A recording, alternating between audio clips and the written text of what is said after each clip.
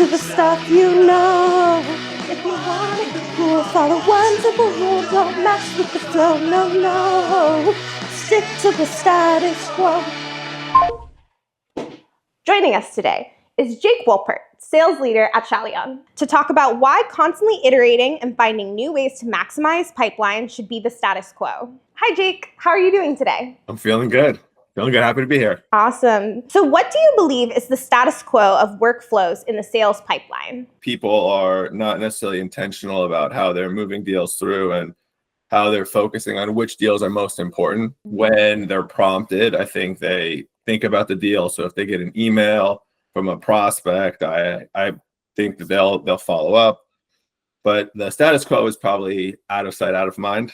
So they're just dealing with what's in front of them at the time. And so that's probably why there's inefficiencies in the way people move deals, from stage to stage. How do you think we should be breaking out of these patterns of moving deals through the pipeline? It would be helpful if there was some kind of automation as far as how to move deals through. Prioritization is a bit tricky. Understanding which deals are most important, how to think through working them in the most effective way. So I think an ability to surface some of these deals that you need to think about in a bit of a deeper way could be a helpful way for people to just work deals. I think it especially is tricky when there's a high amount of deal flow and you're not sure which deals to attack first. Yeah, that's definitely a major problem. Why do you believe the solution of automation would help sales teams? Especially as we've moved to full sales cycle, sellers, they are working on generating pipeline and then handling that pipeline. So they can be doing, 50 to 100 activities per day. And I think that's easy to get overwhelmed. A blessing and the curse of having a lot of deals is that you may have demo after demo after demo throughout the day. And then at the very end of the day, you have the call recordings, and that's great.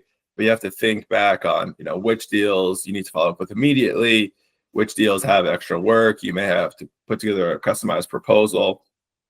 So I think the blessing, the curse of having lots of deals is you can forget about a couple, and then you're always thinking about generating new pipeline.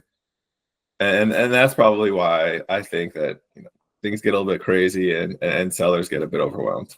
Great point, Jake. Thank you so much for coming to talk with us today and fight the status quo. Sales leaders, how are you shaking things up and iterating to fill in pipeline gaps? Let us know.